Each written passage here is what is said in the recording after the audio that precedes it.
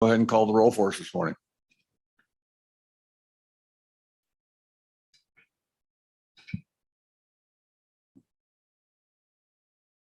Senator Bouchard, Excused.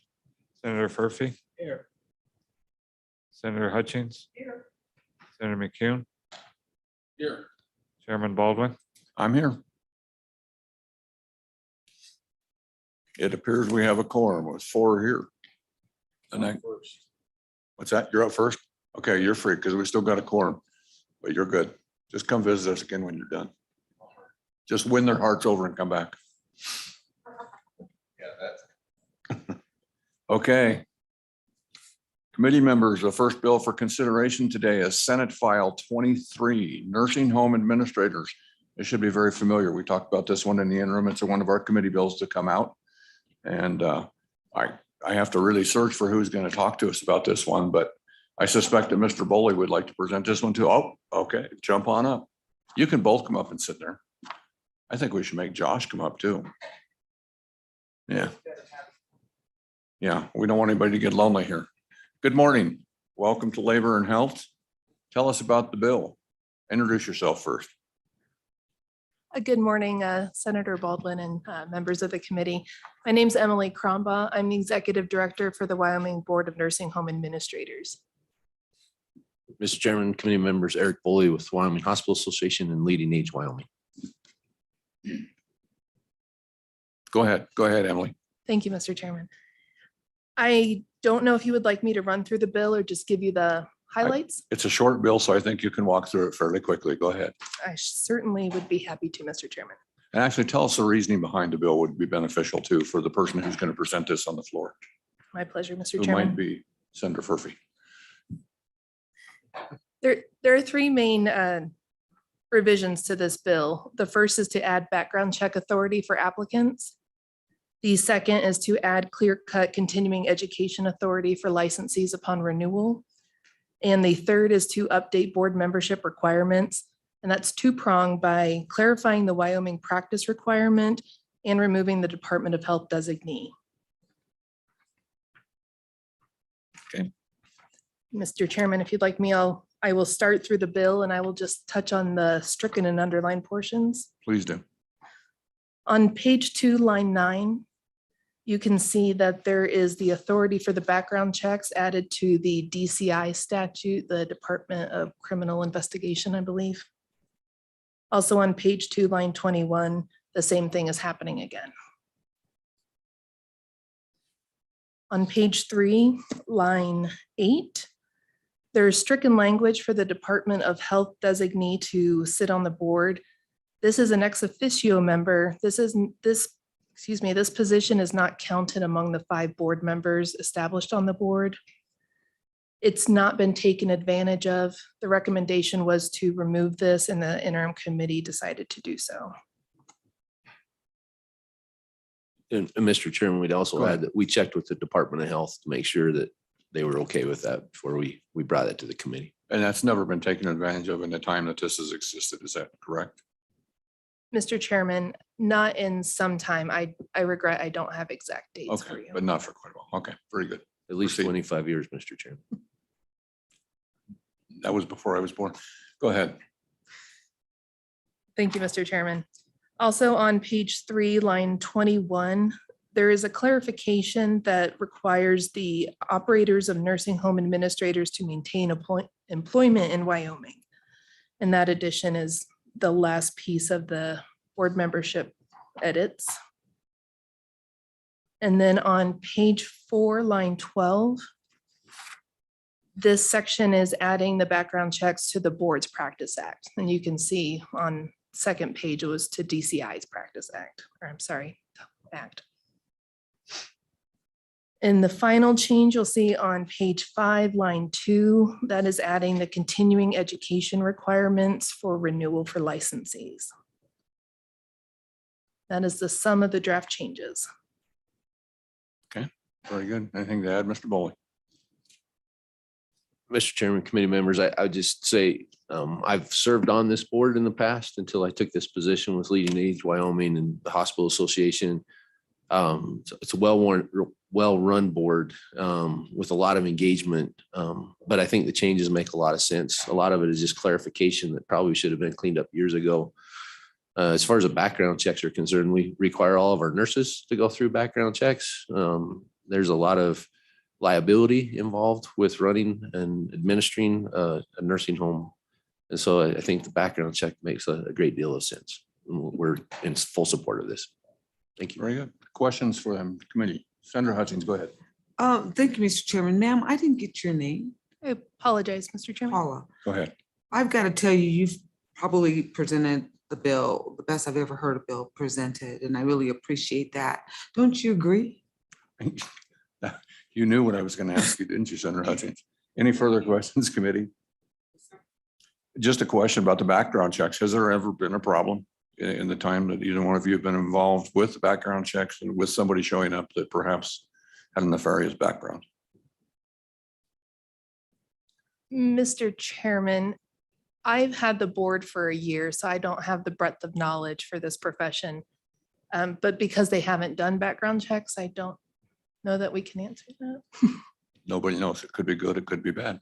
Mr. Chairman, I'm aware of situations over the last quarter of a century that where there were some issues with misappropriation of funds and other things. And so I think that this makes a lot of sense to strengthen that. Very good. Not a lot, but a few. Okay. Very good. Any further questions, committee? Go ahead, Senator Furphy. Thank you, Mr. Chairman.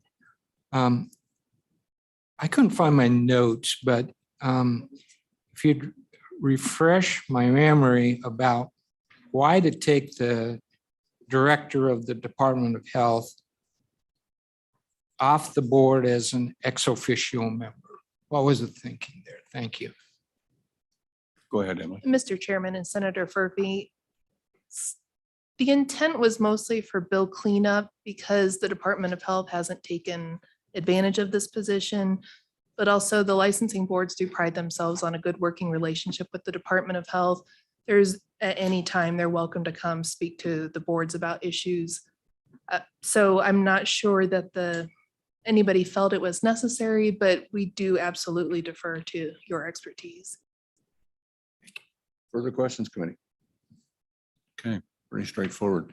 What we're going to do is we're going to hold this vote open. We will take the votes of those that are here. We'll hold it open so that Senator McEwen, he didn't have time to leave it absentee, but so let's go ahead and take a roll call vote, or actually let's close anybody in public comment. Go ahead. I'm getting way ahead of myself this morning. Not enough caffeine.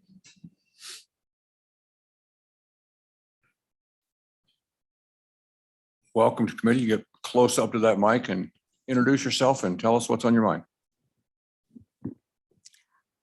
Good morning, Mr. Chairman. Carolyn Passanel with the Wyoming Healthcare Association and committee. Good to see you this morning.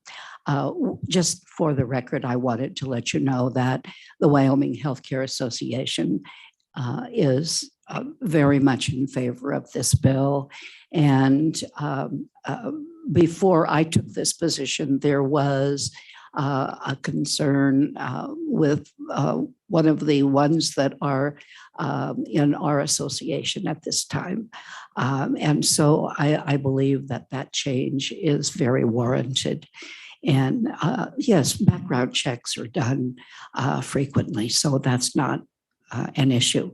I'm not asking for an amendment of any kind. I am bringing to your attention only that with COVID, we have had more changes with administrators than we would have wished. And the first one for Mr.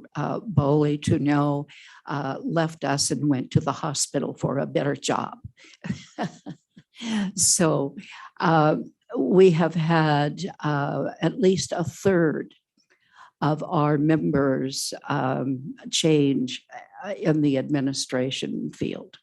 So thinking about that, I'm wondering if maybe even interimly, we should talk about a provisional license for anyone coming in from another state that might not have their degree, but just on the verge of getting it, to allow that to happen. It's been very difficult getting working staff. And if we continue with where we have been for 2 years, we should think about that. Thank you. Any Thank you. questions? Questions, committee? That was a perfect segue. Today is the first day that we're allowed to submit topics for the interim. So if anyone out there, perhaps like this subject, now is the time to get it. It's all computerized and online submission. So take a look at it. It's on the legislative website. So there's a short time. I believe the deadline is March 4th is what I heard. So it's a very short time period to get your stuff in. So we want to have a good interim. Okay, no further questions, committee. Any further public comment? Seeing none, and I would welcome the leadership group here. They're all sick of hearing from me. They heard from me once. So this is a medical leadership group sponsored by the Wyoming Medical Society. So welcome to our committee. This is the fun committee. Don't go to any other ones. Okay, with that said, if committee, we're closing public comment. Any amendments, any suggestions, any discussion on the bill? Bill moved. Okay, and second. Let's go ahead and take a vote. If there's no amendments, no discussion. I'm sorry, I didn't hear who seconded that. Hutchins.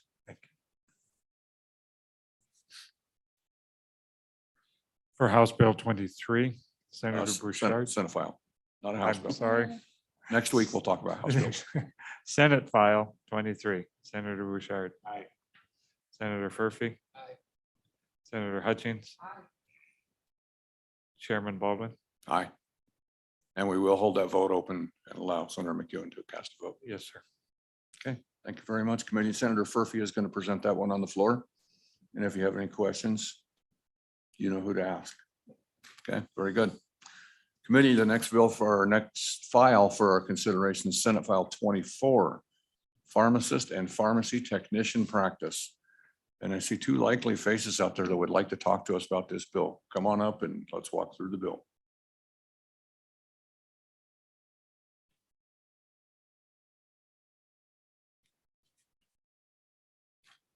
Welcome to our committee again. Actually, I think you should both consider running for office and get on the Labor and Health Committee. Okay, go ahead and introduce yourself and tell us about the bill if you would. Chairman Baldwin, members of the committee, my name is Matt Martineau. I'm the Executive Director for the Wyoming State Board of Pharmacy. Very quickly, just a little bit of history about the bill. During the pandemic, there's been a lot of responses that were done to try to assist and make sure that patient care was not disrupted during the pandemic, especially in the pharmacy setting. And one of the tools that was used was the federal PrEP Act. And what that did was mobilize pharmacy technicians to be able to assist in vaccination efforts. And what the bill effectively does is make sure that that's something that can continue to go forward, so that now that we have a workforce that's been trained and mobilized and is able to assist in this, that can continue forward after the end of the pandemic. The bill also will remove the statutory direct supervision requirement of technicians, but it will still require that technicians be supervised by the pharmacists in the pharmacy. And it'll allow the board to set more updated criteria about what that supervision necessarily needs to look like as well. And with that, I'd be happy to answer any questions that you may have about the bill. Questions, committee? Can you refresh for us, if you would, the training that they receive, the technicians? Yeah, the technicians end up taking the same training that pharmacists will have while they're in pharmacy school, which is an American Pharmacy Association immunization delivery. It consists of 8 hours of CE online, and then it consists of 4 hours of live CE, where they have to have their technique be evaluated to make sure that it's proper, that they identify the injection site correctly, that they can draw up the proper dose and all that.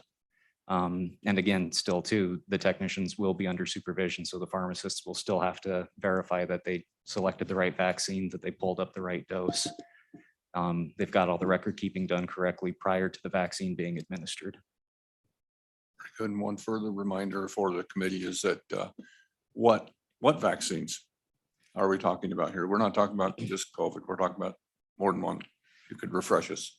Chairman Baldwin, yes, that's correct. This will allow technicians to do all of the immunizations that pharmacists are allowed to do. Currently, the PrEP Act preempts that, and it still is the ACIP list of immunizations. So that includes flu, MMR, hepatitis, zoster, or Shingrix, I guess nowadays. Gardasil would be another one that could be potentially administered. Everything that's effectively been approved by the CDC for adults and for minors. Very good. Questions, committee? Go ahead, Senator Bouchard. Thank you, Mr. Chairman. Can you walk me through the actual practice of what happens when somebody comes in and says, hey, I need to have one of these in case I go over the top? Because I'm just trying to see how that process works. And then a secondary question is, what happens if law enforcement comes to you and says, hey, is this person, I mean, we want a list of people who have been prescribed this. Are there safeguards in place? You know, that people, Fourth Amendment protections, but those are my two things. Go ahead. Chairman Baldwin, Senator Bouchard. So roughly the process would be a patient would present to the pharmacy and say that they wanted whatever the vaccination. And if it's one of the ones that can be administered in the pharmacy, then they would do essentially an intake and create a prescription for that patient. At that point in time, once it's entered, it goes to the pharmacist for review to make sure that there's no interactions or contraindications where the person should not get this vaccine. Once it's been reviewed and approved, the patient will have to fill out a form identifying whether or not they feel ill. Do they have any other sort of medical conditions that haven't been identified yet? The dose will be drawn up, verified that everything's correct, and then they'll be sitting in a waiting room that's private, that they're not going to have everyone in the store looking at them, wondering what's going on or anything like that. And then the vaccine would be essentially administered. The pharmacy is required to maintain materials in the event of an anaphylactic emergency, and everyone has to be trained on how to respond in the event that that happens. Thankfully, that's very, very rare. I've only seen it happen once in my career. And then the patient is counseled as far as common side effects. Usually it's just soreness at the injection site, but other things to look for in case of like a skin infection if something happened incorrectly. And then it's recommended that they stay at the pharmacy or in the store for about 15 minutes just in case something happens, because if anaphylaxis is going to happen, it's usually within that 15-minute window. And then from there, the patient is allowed to go on throughout the rest of their day. As far as if law enforcement were to come to the pharmacy, my understanding is that they would still need to have a warrant. They would have to have reasons to be able to request the records, because all of that is still protected health information. So they wouldn't just be able to go up and say, I need to see John Doe's information, and then the pharmacist would produce it without any sort of warrant or anything like that. Follow up. Go ahead, Senator. Thank you, Mr. Chairman. So I'm actually looking at these two bills, how they fit together, because what can happen with the bill we're talking about now is a technician can do the vaccination, but if isn't the second bill, would that be the same thing if they had a reaction to a vaccine? Would they is that same EpiPen, is that related to? I'm trying to figure out how these work together, and I know I'm ahead of myself, but You had me there for a minute. I didn't know what bill you were talking about. Go ahead. but that's where I'm looking at these bills together, not so much one. Chairman Baldwin, Senator Go ahead. Bouchard, are you Okay. referring to the epinephrine pen Right. bill Senate- that's Senate File 101. 101? Yeah. I've not really had a chance to review that in depth, but my understanding is what that one is doing is just making it clear that the University of Wyoming is one of the entities that can have the EpiPen auto injectors on site. Well, Mr. Go ahead Chairman, and clarify what you're asking. So Go I'm, ahead. what I'm trying to ask is what happens if somebody has a reaction to a vaccination when they're on site at a pharmacy? I mean, is there something that's tied into this? If they go into, Yeah, you're exactly right, but the two bills don't tie together at all that way, but. but you I'm can trying to tell figure us. out how we're in the same Yeah, sphere. totally. Is there ability to do that in what's going on here? I mean, what happens if you have a reaction at the? The only sphere that these two share is that they both deal with drugs, but other than that, they're not connected. But let's go ahead and explain to us what happens with an anaphylactic reaction at the pharmacy. Chairman Baldwin, Senator Bouchard. So yes, in the event that an anaphylactic reaction happens, well, first off, that's part of the training. Pharmacists, technicians, interns, they're all trained not only in how to administer this, but how to respond in the event that anaphylaxis happens. And that's part of the requirements in order for them to be able to administer vaccines on site. They have to be able to respond and have the materials needed to respond in the event of anaphylaxis. So the pharmacy already has to have epinephrine and a dose suitable for an adult and dose suitable for children if they're immunizing children. They have to be trained in CPR. They have to be staffed to where someone can call EMS and be taking care of the patient while that is being mobilized and coming on site.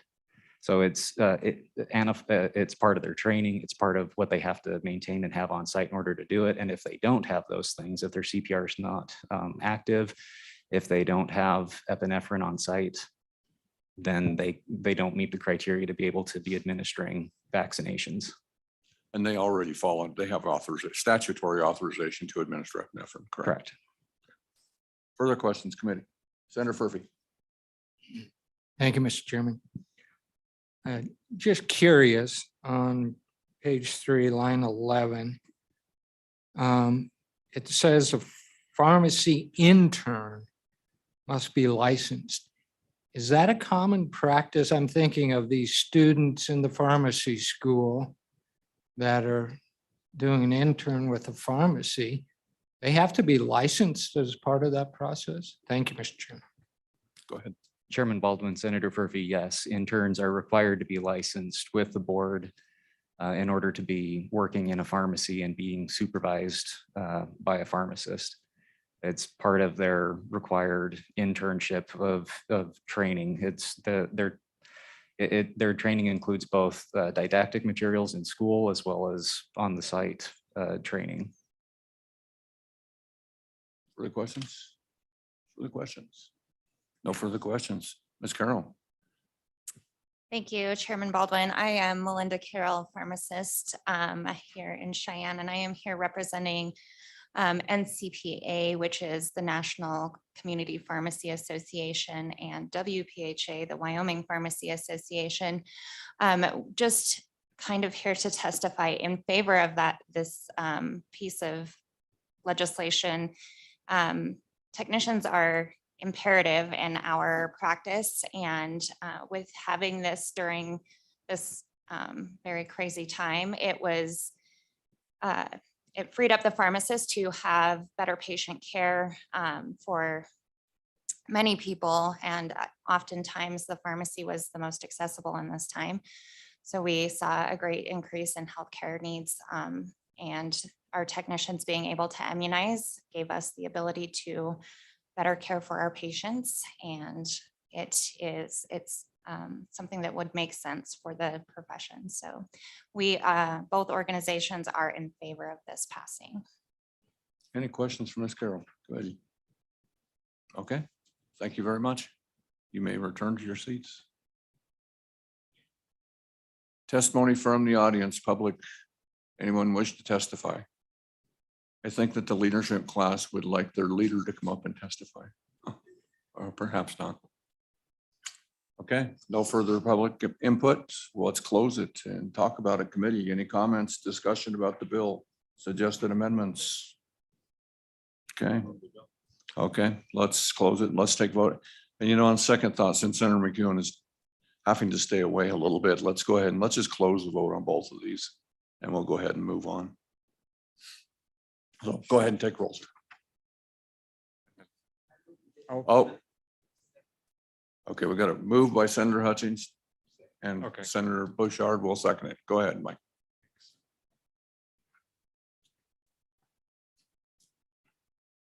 Senate File 24, Senator Bouchard. Aye. Senator Furphy. Senator Hutchins. Chairman Baldwin. Aye. That would be 4 aye and 1 excused. Very good. That bill will be passed on as well as the last one that we did, Senate file. Whatever the number that one was. Okay, so we're going to take a brief pause here because I got to bring the presenter back in. He's across the hall over at education presenting. So let me give him a quick message. You guys can tell jokes or talk for a minute, but we'll recess here for a minute while we wait.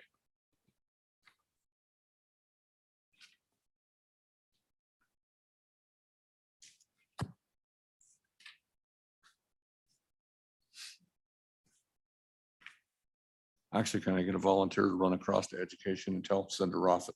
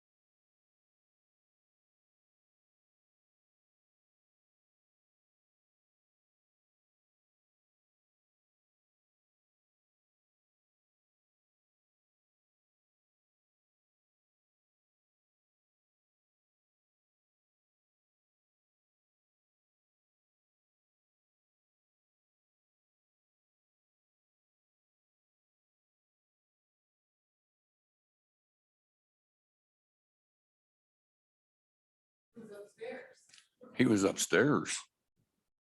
He was on a higher ground.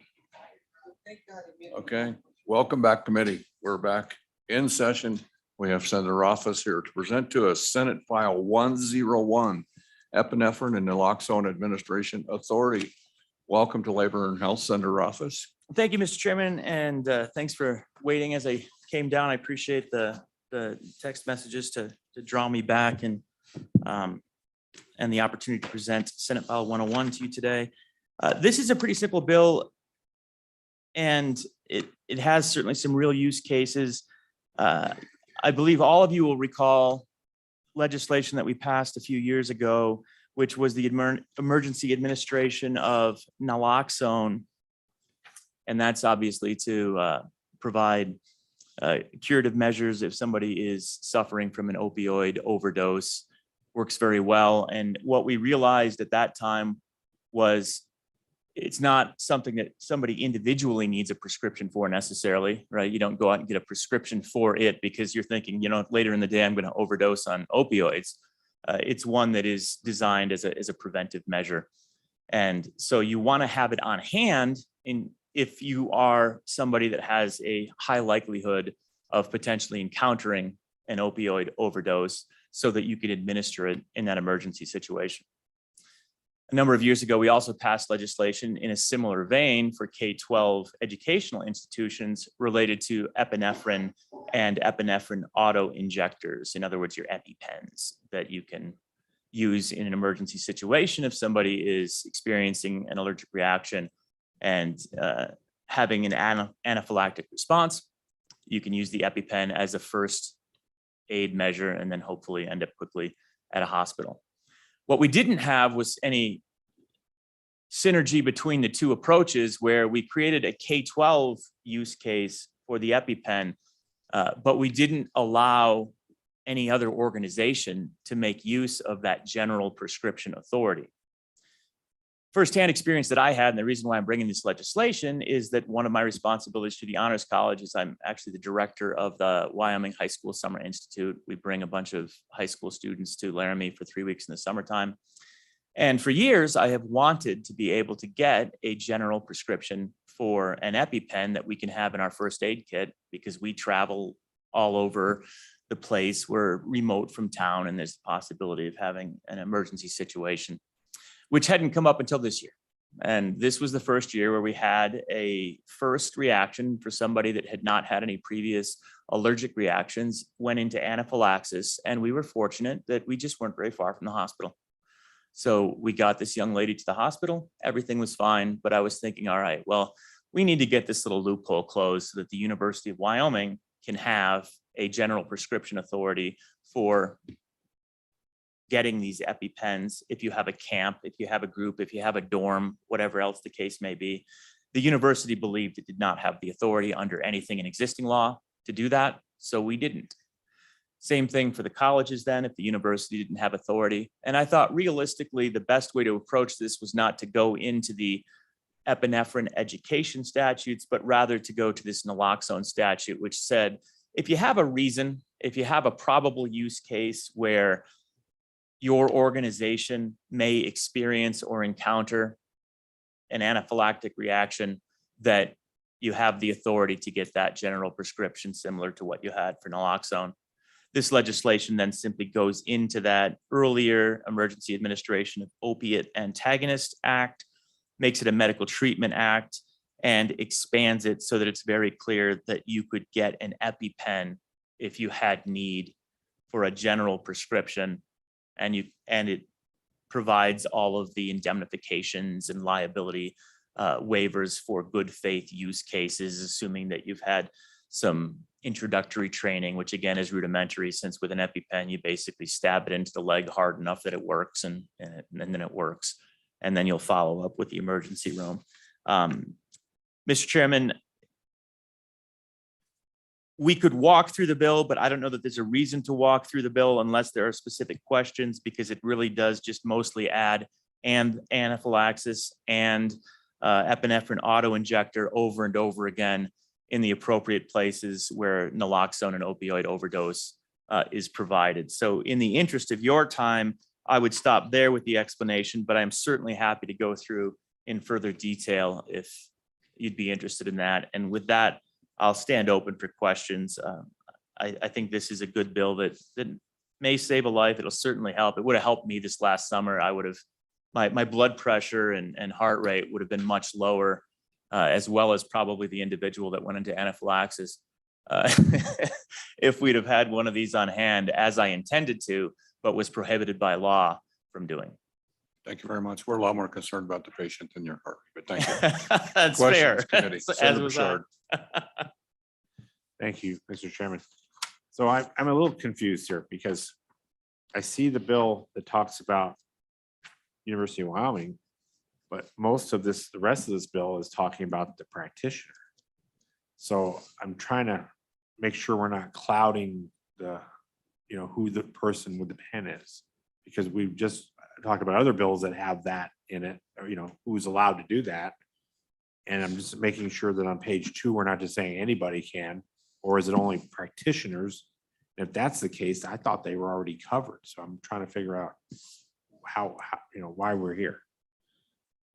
Senator Ruffin. Yep, Mr. Chairman, the way that the original Opiate Antagonist Act was structured, and this is not changing any of that, is the definition on page 2 of entity that you see there is going to be, in this case, now adding the University of Wyoming and community colleges, but the concept being basically anybody who in the course of their official duties or business may encounter a person experiencing, and then previously it was opioid-related overdose or anaphylaxis.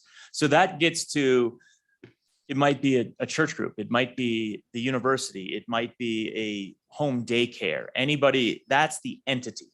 Somebody that has some reasonable expectation that they might encounter anaphylaxis or previously the opioid. And that's what this is providing the authority to get that prescription.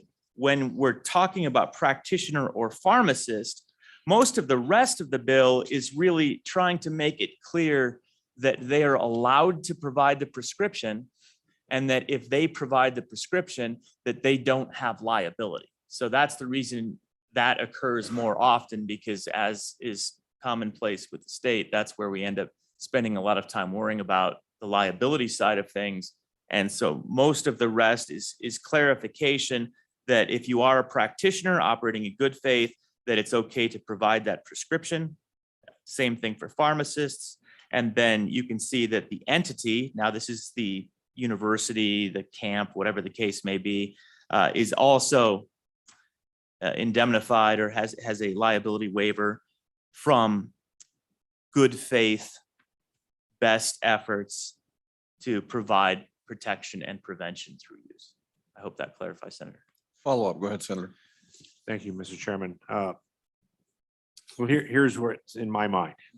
We have the professionals over here that we've made all these rules. They're the ones that can prescribe. They're the ones that can administer. And then on this other side, you're saying that anybody who fits into 102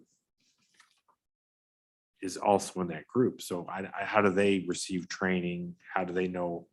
So that makes sense. I'm trying to figure out how we've made training so important on one end. And then over here, we're all of a sudden, I don't really see the definition of where we're giving them an ability, but I just don't see where they have to jump through all the hoops and be trained the same way that people that are on the other pages do.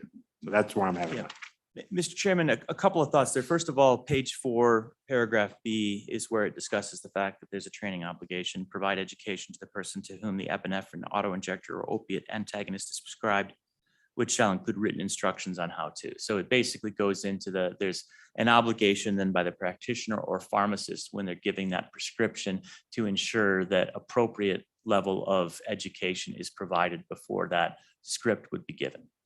At the same time, with EpiPens and Naloxone, the whole purpose of them being sort of individually carved out is that the training needed is not, you don't need to go to school and get a degree in how to administer an EpiPen. It is stab like here, basically, and it comes with directions on it. Now, I'm not saying there shouldn't be that little discussion about, do you know how to use an EpiPen? Do you know how to use this one? Here are the directions. Let's walk through them. I think all of that's appropriate. And again, that's exactly what we already had in statute with Naloxone, which once again, it is a relatively simple and straightforward process because it is a first aid emergency response, as easy to use as is possible to design is the motivation behind it. So clearly this should not apply to any advanced medical procedures, right? We don't want to use this statute later for open heart surgery, as long as, you've given a little bit of training or giving someone a new knee. It's not going to work very well. But the fact that we're talking about an auto injector, which if I handed it to you right now and you didn't read the directions and you needed it, you'd still use it correctly, because a lot of engineering went into making sure that that was going to be the case. So once again, you have to balance the risk and reward. As I experienced, not everyone knows they have an allergy when they experience that anaphylaxis. If you are known, if you know that you have a severe bee sting allergy or a severe shellfish allergy, peanut allergy, those kinds of things, if you've been diagnosed, typically you've already been prescribed one of these and you'll carry it with you.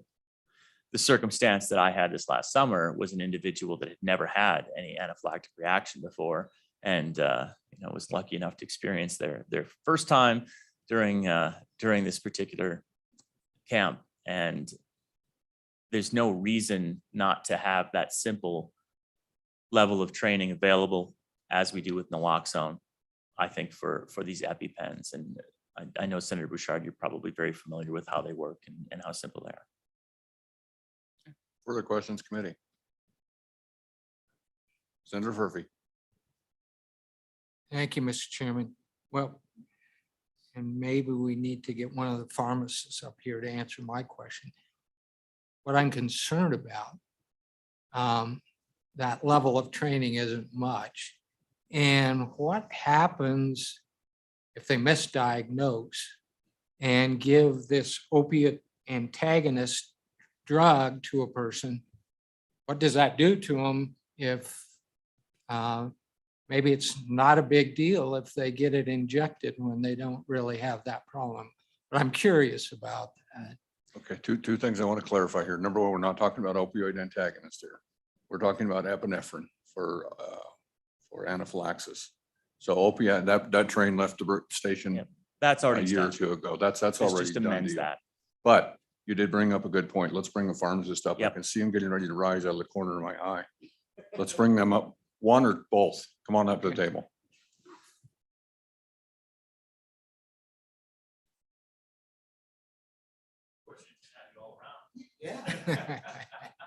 I did that on purpose when I scheduled. Go ahead and then talk to us about your thoughts. Chairman Baldwin, committee members, Melinda Carroll, pharmacist. We do get extensive training in how to identify an anaphylactic reaction, when to administer, and when we would prescribe or dispense any of these agents, we would give extensive counseling to the person that would be receiving that product. That is one of the requirements that we have.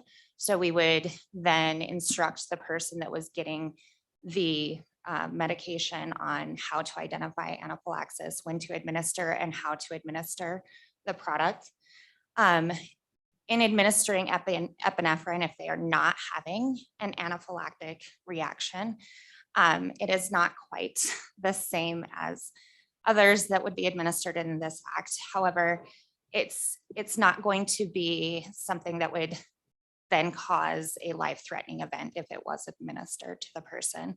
It could increase their blood pressure and heart rate in the instance that it was administered. If they were not having that, it is something that could be managed and would not be life-threatening to the person if it was administered at that time and they were not in anaphylaxis. No follow-up. I can see this whole row of medical expertise sitting back there just biting at the bit, wanting to comment. No, go ahead, Senator Bouchard. Thank you, Mr. Chair. So while it's true this bill is about the pen, there's this beginning does actually bring the other things into play here. So that to be fair to Senator for his question, what happens if someone isn't having an overdose, but yet is administered? You can go ahead and answer that. It's not related to the bill that we're saying, but go Well, ahead, no, and Mr. go ahead and Chairman, answer. Mr. Chairman, if you look at That's already in statute, however, Senator. So Chairman Baldwin, ahead, Senator sir. Bouchard, in answer to your question, if naloxone were to be administered to someone who is not having an opioid overdose, similarly, it would not harm the person. A lot of times EMS will actually administer naloxone as a diagnostic to see whether or not the person who's found unresponsive, is it an overdose or not? Because if they come out, then you know what's going on. You have a little bit more information. It helps to figure out what your next treatment steps are. So yeah, using naloxone would not harm the individual if they were not experiencing an overdose. further questions for this group, for the sponsor? Yes, go ahead, Senator. Just one brief thought in answer to Senator Furphy. The next step in any administration of an EpiPen is go immediately to the emergency room, right? And I assume that would be 100% of the time your counsel. So if you're using the EpiPen correctly, it is simply step one, where the next step is go immediately to a place where they will follow up and do real medicine as opposed to what is effectively the first aid approach. So if you have a situation where it was a misdiagnosis, it's not as if everyone's just going to wait around. It is just, again, in the case of the circumstance of this young lady earlier this summer, there's no question we still would have gotten her to the ER just as quickly as we did. But she was pretty tightened up and struggling to breathe by the time we got to the hospital. And we were correct that it was anaphylaxis. If she had had the EpiPen, I know she would have been a lot better off. Thank you, Senator Rosas. Any further questions, committee? Okay, let's go ahead and open it up to public committee comments. I know there's a whole handful of people back there that have lots of thoughts, and I knew she was one of them. Jump on up. Welcome to Labor and Health. Good morning, Mr. Chairman, members of the committee. Sheila Bush, representing the Wyoming Medical Society. We just want to stand in support of this bill and give you a little bit of an example of how it can be applied, not related to what's been discussed this morning. As you're all familiar, the Medical Society runs a Doc and PA of the Day program here at the Capitol. And each year, the physician who goes through the medical bag that lives in the LSO office prior to session, goes through the medications, most of them over the counter, but one that gets discussed a lot is the EpiPen. And it's interesting in the sense that a different physician or PA is here each day, and they are tasked with caring for anyone who is here in the Capitol. So a member of the legislature, a member of the LSO staff, or honestly, a member of the public, which we all remember a couple of years ago was pretty important. We were lucky enough to have an ER doctor that day. So in that example, this would help significantly. Statute defines person, here referenced in the bill, as including an individual, partnership, corporation, joint stock company, or any other association or entity, public or private. So in this case, any physician of the Medical Society could prescribe, or we could have better access to those important items, an EpiPen and the naloxone for purposes of Doc of the Day. Thank you. Questions for Ms. Bush? No questions. Thank you, Ms. Bush. Any other public comment? This is a unique opportunity, folks, with the leadership. If you got a thought in your brain, you want to come up and just tell us your thoughts on the bill, even though you just heard it. The seats are warm, the mics work great. No, nobody's biting. Okay. Is there anybody online to comment to us today? Mr. Chairman, we have 2 online from Department of Health, but they don't have their hand raised currently, so. Very good. We'll give them a couple minutes in case they want to raise their hands. Not raising their hands. Okay, they're silent today. Okay, we will close public comment. Committee, what's your pleasure? Moved by Senator Hutchins, second by Senator Furphy. Any discussion, amendments? Okay, let's go ahead and call the roll, please. Senate File 101, Senator Bouchard. Aye. Senator Furphy. Senator Hutchins. Senator McCune. Excused. Chairman Baldwin. Aye. 4 ayes, 1 excused. Very good. Thank you, Mr. Chairman. Thank you, committee. Thank you for coming to our committee. Appreciate it. All right, that takes care of our business for today. And because of the chairman's prerogative, and because Senator McEwen has heard both of those first two bills, we worked them extensively. Let's allow him to vote on those two. We'll leave those open for him to vote. On all of them? But no, the last one he has not heard. So no, the last one is closed, but Okay, the first so two we'll- we will leave open for him to cast a Leave vote. those open. Okay. And do you Okay. have someone to present any of these on the floor? Senator Rothfuss will do the last one. Senator Bouchard will do Senate File 24. And Senator Murphy will do Senate File 23. Thank you. Monday morning, we have two bills. Senator Hutchins will be presenting one of them, and I don't remember the other one. I don't have my note with me, but we have two. Likely, we will gain a couple more bills today during introductions. We may add one of those to our discussion on Monday and start a little bit early. As you're all well aware, we have limited number of committee days in this short session, so we may have to squeeze some in because I know we'll have a couple coming across from the House as well. So with that in mind, get a good weekend sleep. Thank you for your hard work. Thank you, public. Thank you, leadership class, for coming in. We appreciate you. You got a brief glimpse in. Did you go visit the House committee? Oh, okay. The wise ones came